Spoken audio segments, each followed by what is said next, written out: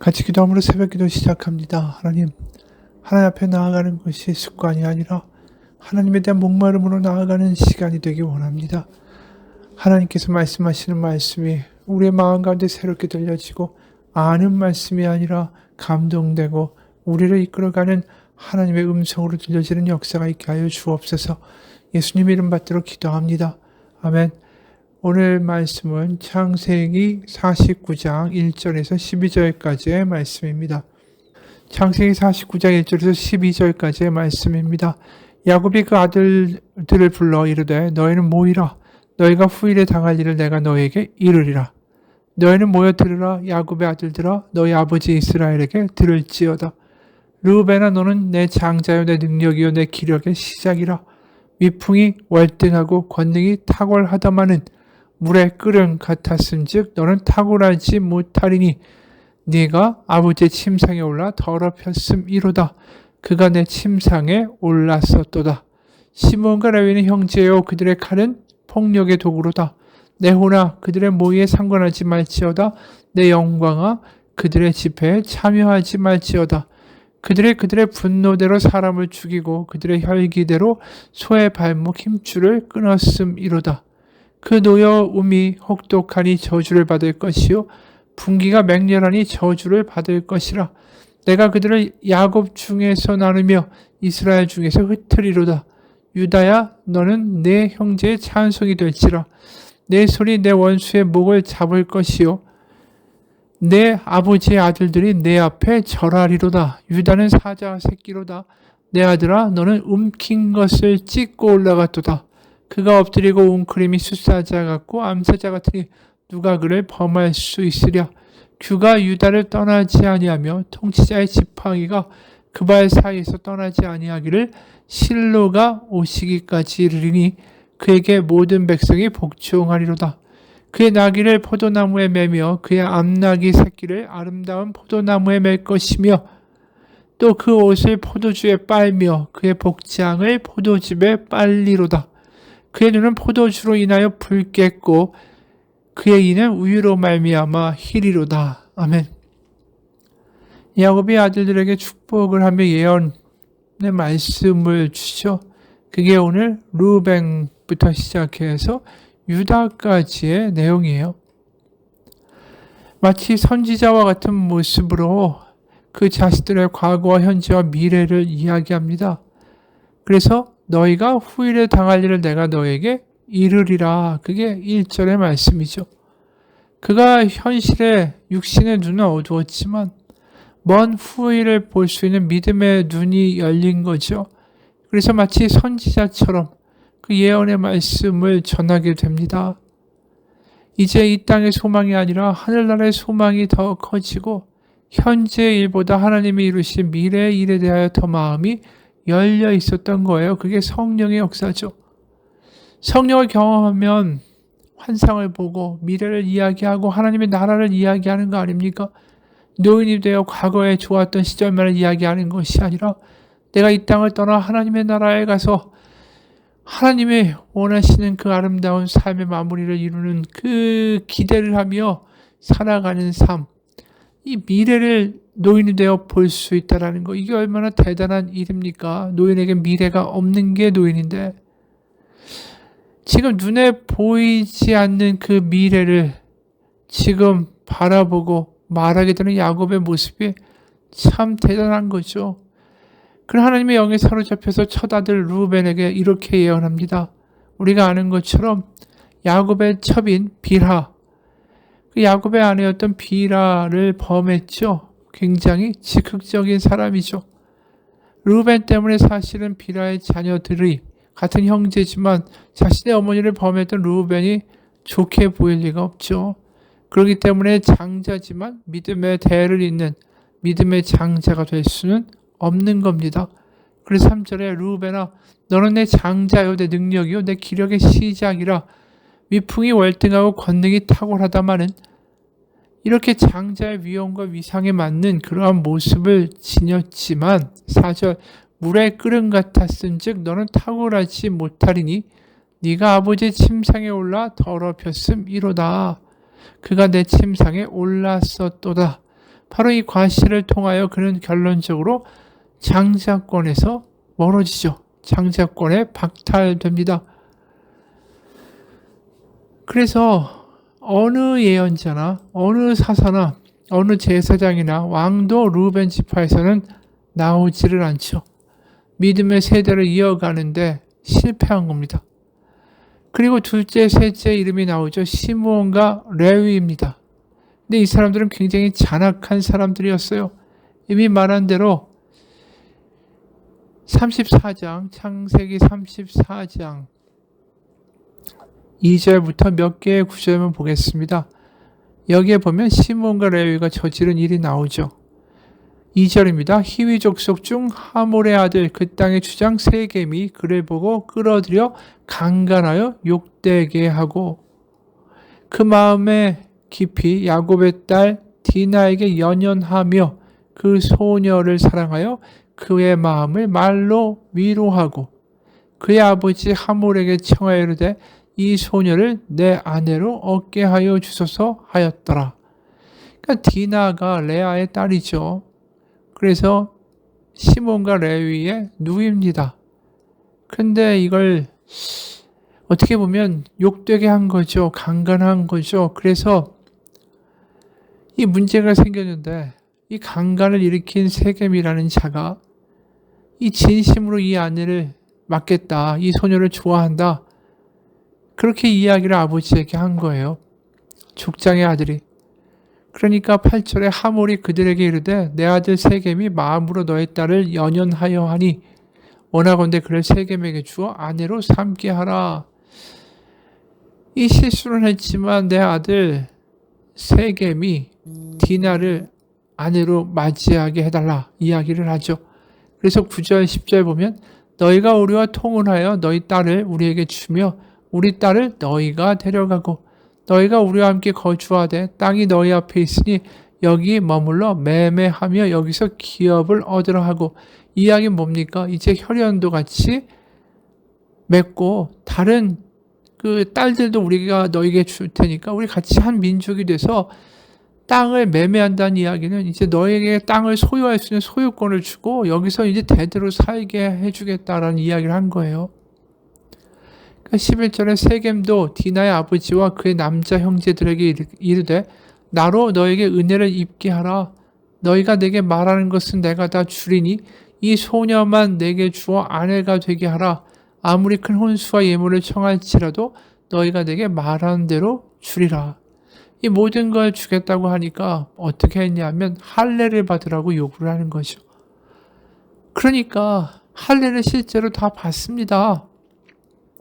세겜부터 시작해서 그 형제들, 남자들이 다 할례를 받고 이 거동이 불편할 거 아닙니까? 그때 이 시몬과 레위가 누이의 복수를 하겠다고 그들을 다 죽여버리고 약탈을 한 겁니다.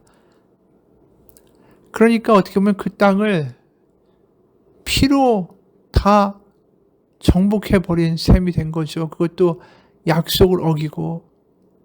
그러니까 그 말을 들은 야곱이 이렇게 반응합니다. 30절에 야곱이 시몬과 레위에게 이르되 너희가 내게 화를 끼쳐 나로 하여금 이 땅의 주민 곧 가나안 족속과 브리스 족속에게 악취를 내게 하였도다.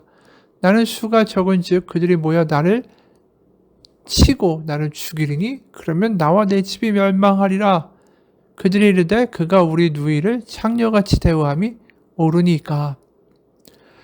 이 사건으로 말미암아 그 일대에 있는 가나안 족속들이 당연히 보복을 하려고 올 것이다. 이제 우리 죽게 생겼다.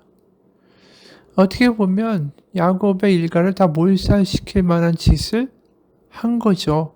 레위와 시므온이. 왜냐하면 이런 일을 벌일 수밖에 없었던 건 만약에 라헬이 딸을 낳았으면 라헬이 낳은 딸이 이런 일을 당했으면 아버지 야곱은 가만히 있었겠느냐라는 거죠. 요셉과 베냐민만을 너무 편애하는 아버지가 이 레아의 소생인 디나가 이런 일을 당하는데 그냥 눈 감고 모른 척하는 거 우리는 그럴 수가 없다. 나의 누이 내가 복수하겠다. 누이를 창녀같이 대접하는데 가만히 있는 아버지, 그 대신에 우리가 이 일을 하겠다 이러면서 분풀이를 하는 거죠. 사실상 이 사람들의 원동력은 누이가 이런 일을 당했다라는 것도 있지만 누이를 창녀같이 대우하는 아버지의 편애에 대해서 복수하고 싶었던 마음이 더 큰 거예요. 그리고 사실은 오랜 시간이 지났죠. 수십 년이 지났는데 야곱이 그 시므온과 레위에 대해서 이렇게 말하는 거예요. 5절, 시므온과 레위는 형제요, 그들의 칼은 폭력의 도구로다. 내 호나 그들의 모의에 상관하지 말지어다. 내 영광아 그들의 집회에 참여하지 말지어다. 그들이 그들의 분노대로 사람을 죽이고 그들의 혈기대로 소의 발목 힘줄을 끊었음이로다. 그 노여움이 혹독하니 저주를 받을 것이요 분기가 맹렬하니 저주를 받을 것이라. 내가 그들을 야곱 중에서 나누며 이스라엘 중에서 흩으리로다. 그들이 저지른 살인의 피가 그들의 손에 가득하다라는 거예요. 그들은 분노를 억제할 수도 모르고 자기들이 차별받는 것에 대한 억울함을 가지고 그 사람을 죽일 수 있는 사람들이라는 거죠. 야곱이 마지막에 죽기 전에 하는 예언이 이렇게 사실 너희들이 저주를 받을 거다. 너희들이 흩어짐을 받을 거다. 이런 끔찍한 말을 한다는 게 사실 충격적이긴 한 거죠. 실제로 레위는 이제 땅을 받는 것이 아니라 각 지파에 흩어져서 살게 되고 시므온도 결국은 땅을 받지만 유야무야 결국은 다 땅을 빼앗겨 버리고 흩어지는 그러한 지파가 되어 버립니다. 아버지가 이런 이야기를 한다는 것이 사실은 쉽지 않고 사실은 이런 일들이 벌어지게 된 게 야곱의 탓도 있잖아요. 레아의 자식들을 홀대하고 라헬의 자식들만을 편애했던 아버지에게도 책임이 있다라는 걸 스스로 생각해야 되는 거 아닙니까? 근데 야곱이 이런 예언을 르우벤에 이어서 시몬 레위까지 한다는 게 죽기 전에 하는 예언치고는 너무나도 무섭고 매정하다라는 것이죠. 사실 르우벤에게 이러한 예언을 하게 된 건 이미 아는 것처럼 그가 장자로 리더가 될 수 없다라는 걸 분명하게 하고 있는 거예요. 르우벤이 12지파의 우두머리가 되게 되면 다른 이런 동생들이 절대로 그걸 인정하지 않을 거라는 거죠. 형제 사이에 화해가 있었다고 해도 그런 형이 리더가 되는 것을 받아들이기는 어렵겠다라는 거죠. 그래서 이스라엘 민족의 장래를 위해서 분별력이 없이 어떤 분쟁의 소지가 일어날 수 있는 이런 르우벤을 여기서 빼는 거죠. 그리고 시몬과 레위를 분명하게 너희가 그렇다고 해서 장자의 자리를 너희들이 이을 수 없다. 너희가 저지른 분명한 잔혹함과 분노가 있기 때문이다. 그래서 이렇게 어떻게 보면 분명한 저주의 메시지가 나감으로써 뭘 이야기하냐면 그들이 형이라는 이유로 동생들을 지배하는 일을 아예 막아버리는 거예요. 그러니까 너희가 형이다라는 그 명분 가지고 장자, 믿음의 대를 잇는 장자의 동생들을 어떻게 보면 지배하고 자신들의 발언권을 세게 가져가려는 일을 아예 막아버리는 거죠. 그래서 내가 그들을 야곱 중에서 나누며 이스라엘 중에서 흩으리로다. 이 이야기를 거꾸로 말하면 이들이 붙어서 저지를 잔인한 사건과 집단적 행동을 아예 사전에 예방하겠다라는 뜻입니다. 아버지가 이제 자기의 사후에 일어날 일에 대하여 미리 다 예비책을 두고 있는 거죠. 그래서 시므온 지파는 나중에 유다 지파에 흡수되고 이미 말한 대로 레위 지파는 땅을 차지하지 못하고 12지파 사이에 48개의 성읍 거기에 나누어져서 살게 됩니다. 그리고 대신에 마지막으로 리더의 자질을 보였던 유다, 베냐민 대신에 자신이 평생 종으로 애굽에 남겠다 아버지의 마음을 헤아렸던 유다는 놀랍게도 축복을 받습니다. 믿음의 장자는 요셉에게 갔죠. 근데 그에 걸맞는 어떻게 보면 거의 못지않는 축복을 유다에게 줍니다. 바로 아버지의 마음을 알고 그 슬픔과 통곡의 의미를 알고 공감할 줄 아는 사람, 그래서 화해를 가져온 이 유다에게 축복을 주는 거죠. 그렇습니다. 시몬과 레위는 공감할 수 있는 사람이 아니었고 르우벤도 마찬가지죠. 아버지의 마음을 알면 어떻게 아버지의 아내와 동침을 할 수가 있겠습니까? 유다가 리더가 될 수 있는 건 그의 공감할 수 있는 능력 때문이었어요. 같이 공감하고 애통할 수 있고 자기를 내려놓을 수 있는 그 희생의 마음이 있었다라는 거, 그게 그가 결국은 장자가 되지 못하지만 리더가 될 수 있는 자격을 갖춘 거죠. 그래서 8절부터 12절을 보면 유다야, 너는 내 형제의 찬송이 될지라. 너의 손이 너의 원수의 목을 잡을 것이요 내 아버지의 아들들이 내 앞에 절하리로다. 그가 왕이 될 거라는 거죠. 그 유다 지파에서 왕이 나올 것이다. 실제로 다윗, 솔로몬, 남유다가 모두 다 바로 유다 지파니까요. 그래서 10절에 실로가 오기까지라고 말을 하는데, 이걸 좀 다르게 번역을 하면 그 규가 그에게 속한 분이 올 때까지라고 번역할 수 있어요. 이게 좀 어렵긴 하지만 10절을 다르게 번역하면 이렇게 된다라는 거죠. 규가 유다를 떠나지 아니하며 통치자의 지팡이가 그 발사에서 떠나지 아니하기를 실로가 오시기까지 이르리니. 그러니까 규는 왕의 지팡이죠. 통치자의 지팡이. 그러니까 왕의 자리가 유다에게서 떠나지 아니할 거다. 다윗의 후손들이 결국 다 왕 위에 올랐으니까요. 그것을 언제까지 하냐면 실로가 오시기까지 왕 노릇하게 될 것이다 라는 거예요. 근데 실로가 온다라는 말 자체가 이 히브리어를 다시 다르게 해석할 수 있는데, 그에게 속한 분이, 그 규가 그에게 속한 분이 올 때까지라고 해석할 수 있어요. 그러니까 그 규라는 통치권이 제대로 속해져 있는 그런 분이, 그 규에 합당한 분이 올 때까지 너희가 왕자를 차지하게 될 것이다 라는 뜻이에요. 그 규가 그에게 속한 분이 올 때까지, 바로 메시아가 올 때까지, 바로 메시아가 올 때까지 너희 유다 자손들은 왕위에 올라가 있을 것이다. 11절, 그의 나귀를 포도주에 매며 그의 암나귀 새끼를 아름다운 포도나무에 맬 것이며 또 그 옷을 포도주에 빨며 그의 복장을 포도즙에 빨리로다. 나귀를 포도나무에 매는 일은 부자가 아니면 할 수가 없어요. 왜냐하면 나귀가 그 귀한 포도를 싹 다 먹어버리기 때문이죠. 그러니까 포도가 넘쳐난다는 거예요. 그래서 포도즙에 옷을 빨 정도로 풍요로운 삶을 살게 될 거다. 그래서 12절에 그의 눈은 포도주로 인하여 붉겠고 그의 이는 우유로 말미암아 희리로다. 이 정확한 번역은 포도주보다 더 반짝거리고 우유보다 더 희게 될 것이다 라는 뜻이에요. 그러니까 유다가 굉장히 풍요로운 삶을 살게 된다는 거죠. 그러니까 요셉이 바로 이 믿음의 장자를 이루고 있는 창세기 마지막의 주인공처럼 보인다면 바로 거기에 걸맞는 조연이 바로 유다입니다. 유다가 없었으면 요셉과 형제들 또 아버지와의 하나됨은 없었을 거예요. 바로 그 야곱의 일가가 화해하고 가뭄에서 살아날 수 있었던 건 이 유다가 공감하는 사람, 아버지의 마음을 품었던 사람, 변화된 사람, 자기를 내려놓을 수 있는 사람이 되었었기 때문이라는 거죠.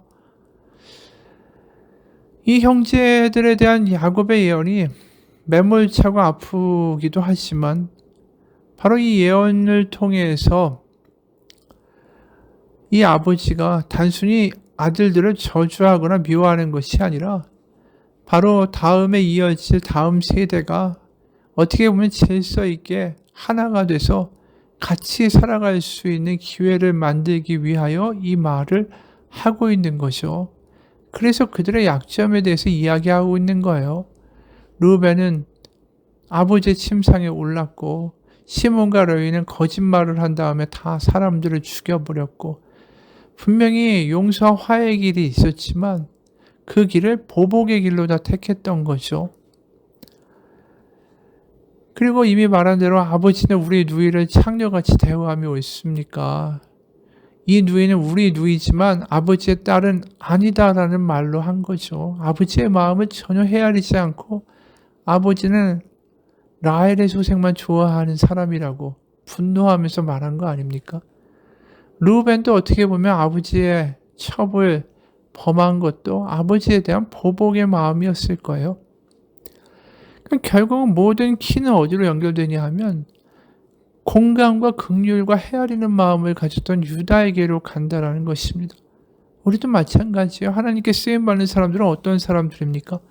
공감하고 긍휼하고, 그래서 그 자리에서 자기를 내어줄 수 있는 사람들, 그 사람들이 결국 하나님이 쓰시는 사람이 된다라는 메시지입니다. 이용규 선교사님이란 분의 일화입니다. 하연이는 늦둥이 아들로 태어나서 가족의 관심 가운데 막내가 누릴 수 있는 사랑을 흠뻑 받고 자랐다. 그러다가 넷째가 태어난 후에 충격을 받은 것 같았다. 게다가 환경이 미국에서 한국으로 다시 인도네시아로 바뀌었다. 익숙한 미국을 떠나 새로운 환경에 놓인 충격 탓인지 한시도 하연이는 엄마와 떨어지려고 하지 않았다.